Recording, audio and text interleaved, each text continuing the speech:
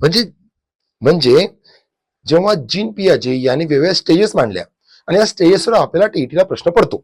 काय प्रश्न पडतो? किंवा सिक्वेन्स सांगा, क्रम लावा, तू कसं लक्षात ठेवायची याची सुंदर ट्रिक सुद्धा सांगतो. लक्षात कसं ठेवायचं तर. ओके. पण सोबतच प्रश्न काय पडतो की त्यांचा इयरचा स्लॅब विचारायचा, तो आपण बघितलं. याचा पर सांगतो आणि ट्रिक शेवटी सांगतो, पण पहिले समजून घ्या. आज सगळ्यांना असं वाटतं की सगळ्या अवस्था जन्मल्यानंतर सुरू होतात. नाही, याचे दोन भाग आहेत, जन्मपूर्व आणि जन्मोत्तर. ओके. मग यामध्ये जन्मपूर्वचे पण तीन भाग पडतात मुख्यतः. ओके. मग ते तीन भाग कोणते?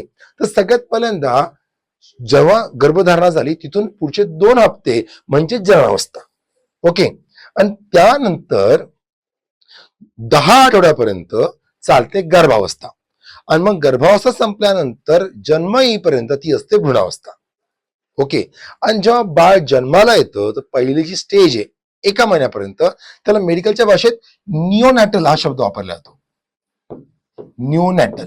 आणि लक्षात ठेवा, नॅटल शब्दाचा अर्थ होतो जन्म. या कशा आहेत? प्री नॅटल म्हणजे कशा? जन्मा अगोदरच्या. या जन्मोत्तर आहे म्हणजे कशा आहेत? पोस्ट नॅटल. ओके. सांगता येते, विचारू शकतात ना. आणि न्यू म्हणजे न्यू, जस्ट जन्मजात, त्याला म्हणतो आपण अर्भकावस्था. म्हणजे 1 महिन्यापर्यंतच्या बाळाला म्हणतात अर्भकावस्था.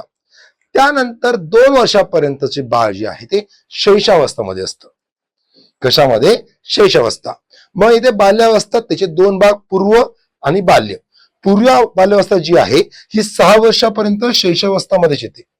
उत्तर बाल्यावस्थेमध्ये मात्र 6 पासून 12 वर्षापर्यंत तुम्हाला उत्तर बाल्यावस्था दिसते. बरोबर. मग या उत्तर बाल्यावस्थेमध्ये 2 भाग पडतात परत, पूर्व किशोरावस्था आणि उत्तर किशोरावस्था. म्हणजेच कुठून 6 ते 9 पर्यंत पूर्व ह्याच्यामध्ये आणि 9 ते 12 पर्यंत पूर्व म्हणजे उत्तर किशोरावस्था. किशोरावस्था आणि कुमारावस्थेमध्ये कन्फ्युज करू नका. ओके. मग येते आपली पौगंडावस्था. आणि या पौगंडावस्थेनंतर जेव्हा व्यक्ती टीनेज होऊन मॅच्युअर होतो ती असते कुमारावस्था. म्हणजे 18 वर्षानंतर मग परत प्रौढावस्था आणि वृद्धावस्था ती आपल्याला नाहीये. आता लक्षात ठेवलं ना, म्हणजे परत समजून घ्या. जन्मा अगोदरची, जन्मानंतरची. जन्मा अगोदरच्या याच्यामध्ये काय की त्यामध्ये 3 महत्वाच्या अवस्था कोणकोणत्या? 1-2 हफ्त्यापर्यंत जननावस्था. बरोबर. मग नंतर 10 आठवड्यापर्यंत माझ्यासोबत कम्प्लीट करा. 10 आठवड्यापर्यंत काय? गर्भावस्था. त्यानंतर कोण? जन्मापर्यंत 10 पासून जन्म येईपर्यंत किती? भ्रूणावस्था. ओके. आणि बऱ्यापैकी 240 ते 300 दिवसांचा, काही पुस्तकात 250-300, पण टीईटीने एकदा उत्तर 240 ते 300 दिलेलं आहे.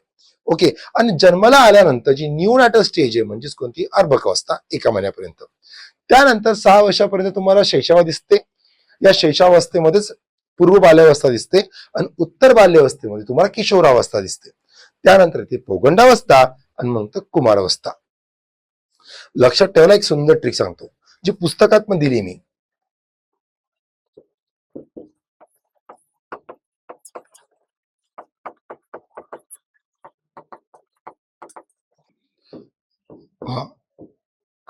आणि कुमारावस्थेमध्ये तारुण्यावस्था. मग बाकी तुम्हाला माहिती आहे. एक सुंदर लॉजिक तयार होतं. जग भर अब से बाल की पाकता. आता आपल्याला माहिती आहे पाकता म्हणजे काय रे? पावित्र्य. अर्थपूर्ण आहे बघा.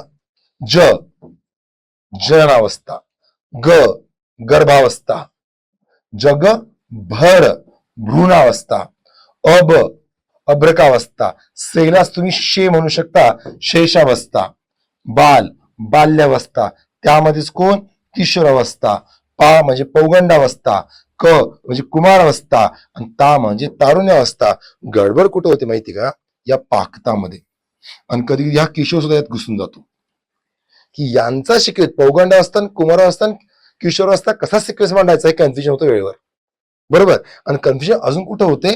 अभ्रक, शैशव आणि बाल यांना कुठं टाकायचं आणि भ्रूण आणि अभ्रक यात मागं पुढं कोण आहे हे कन्फ्युजन वेळेवर होतं. पण आय थिंक तुमचं होणार नाही आता. ओके, जगभर अब से बाल की पाकता, हे सगळे प्रॉब्लेम तुमचे एकाच लेक्चर मध्ये सॉल्व्ह होतात. कळतंय? असं छोटे छोटे व्हिडिओ घेऊया आपण, तुम्हाला भारी वाटलं हे सगळं. बरोबर, चालेल, भेटू आपण पुढच्या लेक्चरला. तोपर्यंत हॅपी रीडिंग.